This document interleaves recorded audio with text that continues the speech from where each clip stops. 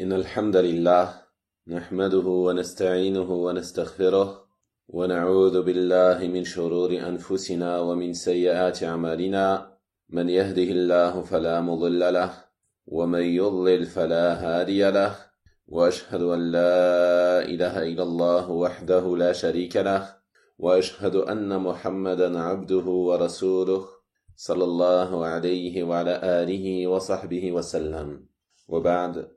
Chers auditeurs, dans l'assise d'aujourd'hui, nous allons parler, incha'Allah ta'ala, du droit le plus immense, après le droit d'Allah subhanahu wa ta'ala, et le droit de son messager, sallallahu alayhi wa sallam. Et ce droit n'est autre que le droit des parents. Allah subhanahu wa ta'ala a ordonné la bonté envers les parents à de nombreuses reprises dans son noble livre, immédiatement après nous avoir ordonné de lui vouer un culte exclusif. Il dit subhanahu wa ta'ala dans surat al-Isra وَقَضَى رَبُّكَ أَلَّا تَعْبُدُوا إِلَّا إِيَّاهُ. Et ton Seigneur a décrété n'adorer que lui. وَبِالْوَالِدَيْنِ إِحْسَانًا. Et soyez bienfaisants envers les pères et mères. Ceci est un ordre d'Allah subhanahu wa ta'ala d'être bons et bienfaisants envers nos parents, en faisant preuve avec eux de toute forme de bienfaisance, que ce soit par les paroles ou par les actes. Et nos parents, ils sont dignes de cette bienfaisance de notre part, car ils sont la cause de notre existence. Et en plus de cela, ils sont parmi les gens ceux qui ont le plus d'amour et de tendresse à ton égard. Ils méritent donc que tu sois bon et bienfaisant envers eux.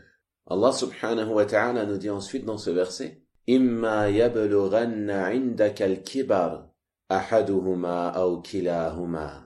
Et si l'un d'entre eux, ou tous deux, atteignent la vieillesse auprès de toi, c'est-à-dire s'ils atteignent auprès de toi cet âge où ils s'affaiblissent, cet âge où ils ont besoin de ton soutien, cet âge où ils ont besoin de ton aide, de ta bienfaisance, de ta compassion, de ta tendresse, فَلَا تَقُلْ لَهُمَا أُفٍّ.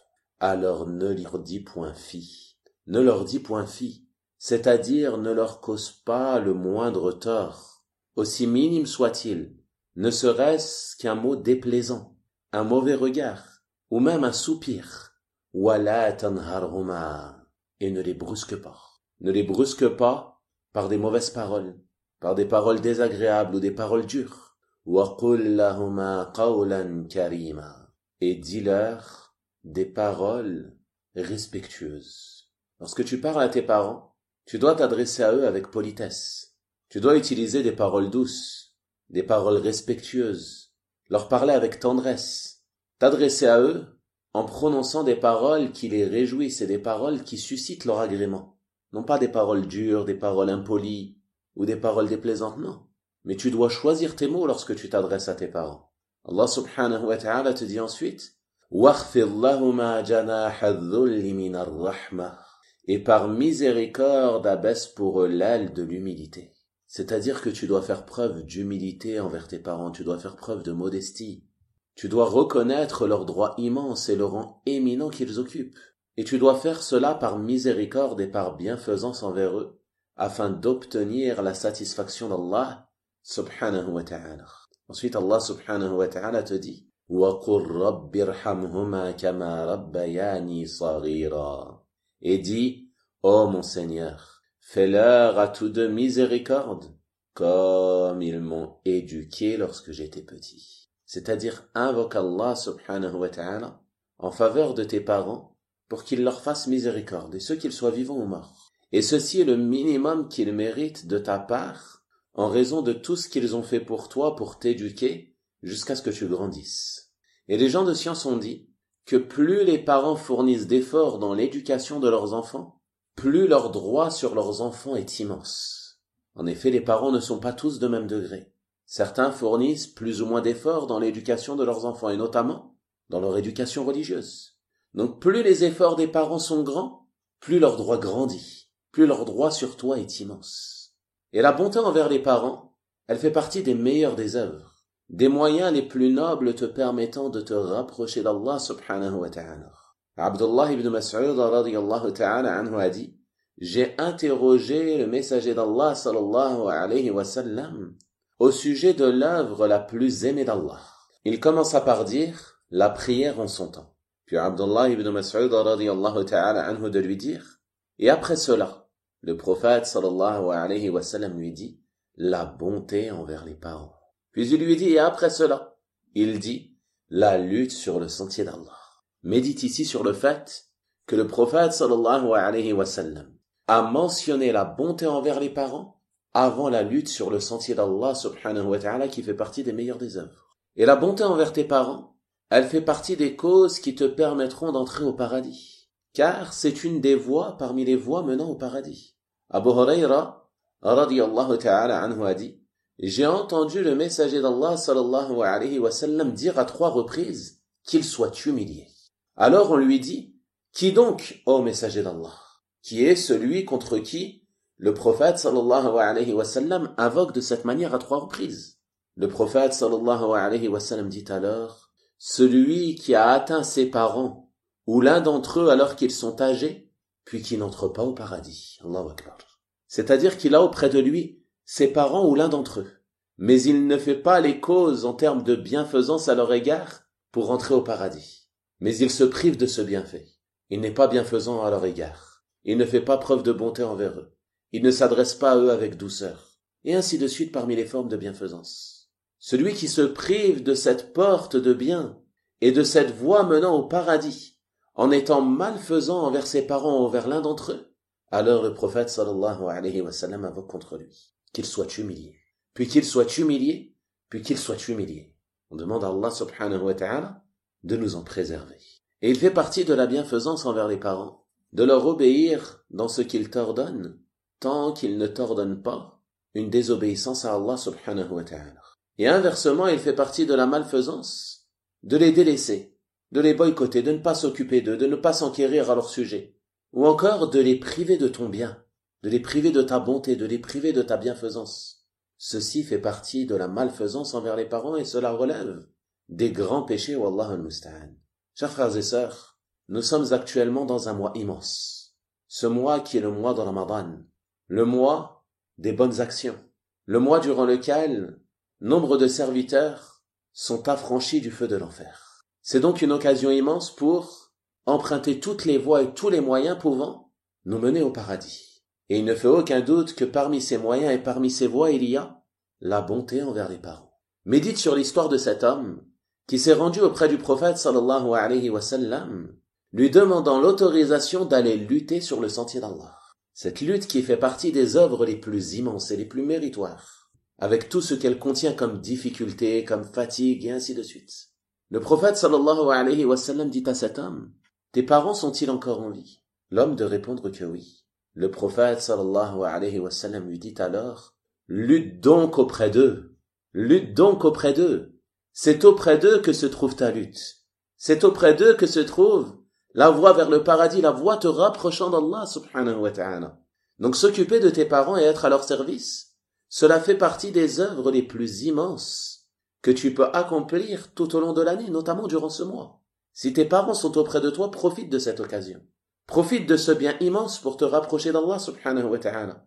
Sois à leur service. Et ne pense pas qu'être au service de tes parents est une œuvre moindre que les autres œuvres de bien que tu peux accomplir durant ce mois. Non. C'est une œuvre immense. Plus immense que les œuvres surérogatoires. Donc ne néglige pas cette œuvre. Et la bienfaisance envers les parents, comme on a dit, elle consiste notamment à leur obéir lorsqu'ils te donnent un ordre, tant que celui-ci ne relève pas de la désobéissance à Allah subhanahu wa ta'ala, car s'ils t'ordonnent un péché, alors tu ne leur dois pas obéissance, car il n'y a pas d'obéissance à la créature dans la désobéissance au Créateur. Mais s'ils t'ordonnent une chose permise, et plus encore s'ils t'ordonnent une chose parmi les œuvres de bien, alors tu te dois de leur obéir. Et il fait également partie de la bienfaisance envers les parents, de chercher à les satisfaire, de chercher à obtenir leur agrément. Car le prophète sallallahu alayhi wa sallam a dit, l'agrément d'Allah se trouve dans l'agrément des parents. Et la colère d'Allah se trouve dans la colère des parents. Donc tu dois chercher à satisfaire tes parents. Chercher à obtenir leur agrément dans ce qui plaît à Allah subhanahu wa ta'ala. Et tu dois chercher à les satisfaire dans ce qui te plaît, mais aussi dans ce qui ne te plaît pas. Et ça, c'est un point important à souligner. La bienfaisance, elle ne se limite pas à ce que tu désires et à ce que tu aimes et à ce qu'il te plaît, non. Mais il fait partie de la bienfaisance envers tes parents que tu cherches à les satisfaire et à obtenir leur agrément et à leur obéir, même dans ce que tu ne désires pas, même dans ce qui ne te plaît pas, même dans ce qui te contrarie, tant que cela ne comporte pas de désobéissance à Allah subhanahu wa ta'ala. Et lorsque tes parents ont besoin de toi, lorsqu'ils ont besoin de tes services, ne te rends pas à eux en soupirant ou en traînant les pieds, mais empresse-toi plutôt de saisir cette occasion de faire le bien qui s'offre à toi. Lorsqu'ils ont besoin de tes services, ceci est une voie parmi les voies menant au paradis qui s'ouvre à toi. Empresse-toi donc de cheminer sur cette voie. Ne méprise pas cette voie, ne la néglige pas. Et rappelle-toi toujours que quoi que tu fasses pour tes parents, cela sera toujours peu en comparaison du droit immense qu'ils ont sur toi. Mais Allah subhanahu wa ta'ala, de par sa grâce et sa miséricorde envers nous, décuple la récompense des bonnes actions, aussi minime soit-elle. Il est rapporté de Abdullah ibn Umar, radiyallahu anhuma, qu'il vit un homme un jour en train de porter sa mère sur son cou afin de lui faire le tawaf autour de la Kaaba. Cet homme dit alors à Ibn Umar, « Vois-tu que je l'ai ainsi rétribué pour ce qu'elle a fait pour moi ?» Abdullah ibn Umar radiyallahu ta'ala anhuma de lui dire alors, « Non, tu ne l'as même pas rétribué pour une seule de ses contractions. » Et ceci te montre le droit immense des parents. Cet homme a porté sa mère sur son dos pour lui faire le tawaf autour de la Kaaba. Et Abdullah ibn Umar radiyallahu ta'ala anhuma lui dit que ceci n'équivaut même pas à une seule de ces douleurs qu'elle a ressenties lors de ses contractions. Alors que dire des douleurs de l'accouchement, puis des douleurs lors de l'allaitement, puis de tout ce qu'elle a enduré durant ton enfance. Ne penses-tu pas qu'en raison de tout cela, tes parents sont les plus en droit de ta bienfaisance et de ta bonté? Malgré cela, et malgré l'ordre d'Allah subhanahu wa ta'ala d'être bon et bienfaisant envers les parents, on remarque aujourd'hui, chez nombre de personnes, un manquement flagrant à ce sujet. Et nombreux sont ceux qui favorisent leurs amis sur leurs parents. Et ceci, wallah, fait partie des plus graves erreurs. D'autres encore favorisent certaines œuvres de bien parmi les bonnes actions, qui sont surrogatoires à la bienfaisance et à la bonté envers leurs parents. Ils font des œuvres qui certes sont des œuvres de bien, mais qui sont moindres que la bienfaisance et la bonté envers les parents. Et chacun d'entre nous doit se remettre en question à ce sujet. Combien sont ceux qui, lorsque leurs parents ont besoin d'eux, les fuient, ne répondent pas à leurs demandes, ne répondent pas à leurs appels? Combien sont ceux qui ne visitent pas leurs parents parfois durant de longues périodes? Ou pire encore, ceux qui abandonnent leurs parents dans des maisons de retraite ou al-iyadhu billah. Et il n'y a pas de doute que ceci fait partie des formes de malfaisance. Combien sont ceux également à être durs envers leurs parents, à élever la voix sur eux, à mal leur parler, ou à se disputer avec eux comme on se dispute avec un ennemi. Certains se comportent bien avec les gens à l'extérieur, font preuve de politesse lorsqu'ils se rendent dans des administrations, dans des commerces, ou avec les gens dans la rue. Puis lorsqu'ils s'adressent à leurs parents, ils font preuve de dureté. Ils font preuve d'impolitesse. Ils soupirent lorsque leurs parents les appellent. Ils se plaignent d'eux. Ils leur répondent. Ils leur parlent mal. Ils élèvent la voix sur eux. Et autres parmi les formes de malfaisance que l'on peut observer aujourd'hui, wallahu al-musta'an. Et certains se lassent de leur compagnie, se lassent de la compagnie de leurs parents, et préfèrent la compagnie de leurs amis, avec qui ils tiennent parfois, ou bien souvent, des discussions futiles ou pire encore, avec lesquelles ils commettent des péchés, wal-iyadhu billah. Il est rapporté d'un des compagnons du prophète sallallahu alayhi wa sallam, qu'il est venu auprès de lui et lui a dit « Ô messager d'Allah, je souhaite partir combattre et je suis venu demander ton avis. » Le prophète sallallahu alayhi wa sallam lui dit alors « Ta mère est-elle encore vivante ?» Il lui répondit que oui. Il lui dit alors « Accroche-toi à elle, car c'est auprès de ses pieds que se trouve le paradis. Accroche-toi à elle, car c'est auprès de ses pieds que se trouve le paradis. Ta mère mérite bien plus ta bonne compagnie que tes amis. » Un homme est venu au prophète sallallahu alayhi wa sallam et lui a dit « Ô messager d'Allah, qui est le plus en droit parmi les gens de ma bonne compagnie ?» Le prophète sallallahu alayhi wa sallam lui répondit « Ta mère. » Il lui dit « Puis qui ?» Il dit « Ta mère. » Il lui dit « Puis qui ?» Il lui dit « Ta mère. » Il lui dit « Puis qui ?» Il lui dit « Ton père. » Les gens de science ont dit que la mère se distingue du père par trois choses. La difficulté de la grossesse, la difficulté de l'accouchement et la difficulté de l'allaitement. Et c'est pour cela qu'elle a été favorisée 3 fois au-dessus du père sur son droit à la bonté et à la bonne compagnie de ses enfants. Et en plus de cela, les gens de science ont dit que contrairement au père, la mère est une personne faible. Elle a donc besoin de la bonté et de la bonne compagnie de ses enfants. Et il n'y a pas de doute que ces enfants sont les personnes les plus dignes et ceux qui ont le plus le devoir d'être bons envers elles et d'être à ses côtés afin de combler ce manque et de combler cette faiblesse. Il est rapporté qu'un homme a dit à Al-Hassan, c'est-à-dire Al-Hassan al-Basri, rahimahullah ta'ala, j'apprends le Coran et ma mère m'attend pour dîner. Al-Hassan lui dit alors, va dîner avec ta mère et réjouis ses yeux, ceci est préférable pour moi qu'un pèlerinage que tu accomplis de manière surérogatoire. Allahu Akbar. Il lui dit qu'il apprend le Coran alors que sa mère l'attend pour dîner. Il lui dit, va dîner avec ta mère. Réjouis ses yeux par ta présence auprès d'elle. Ceci est préférable qu'un pèlerinage surérogatoire. Regarde aujourd'hui si une personne était bienfaisante envers toi. Si quelqu'un, un de tes amis ou même une personne inconnue, t'avait accueilli chez elle, t'avait servi à manger, t'avait honoré, durant plusieurs journées. Il n'y a pas de doute que si quelqu'un est bon de cette manière envers toi, tu vas vouloir être reconnaissant envers cette personne. Tu vas faire ses éloges, tu vas lui adresser de nombreux compliments, simplement parce qu'il t'aura accueilli quelques jours à son domicile et qu'il t'aura honoré.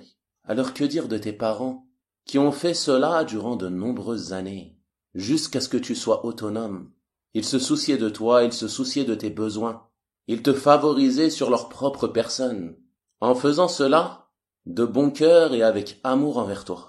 Penses-tu qu'après tout cela, ils méritent de ta part la moindre forme de malfaisance ou que tu les abandonnes? Il n'y a pas de doute que celui qui agirait de cette manière serait loin de la voie du bien, wallahu al-musta'an. Et ceci relève de la dureté du cœur et on demande à Allah subhanahu wa ta'ala de nous en préserver. Et parmi les choses affligeantes qui se sont répandues à notre époque, il y a le comportement de certains hommes ou de certaines femmes qui n'aident pas leur conjoint à être bon envers ses parents. Pire encore, certaines femmes qui peuvent parfois demander à leurs époux de ne pas visiter leurs parents ou de les encourager à les délaisser et à les favoriser sur leurs parents. Et ceci est une grave erreur et un très mauvais comportement. Au contraire, les époux, ils doivent tout faire pour s'entraider autant que possible dans le bien. Et entre dans ce bien le fait d'être bienfaisant envers les parents.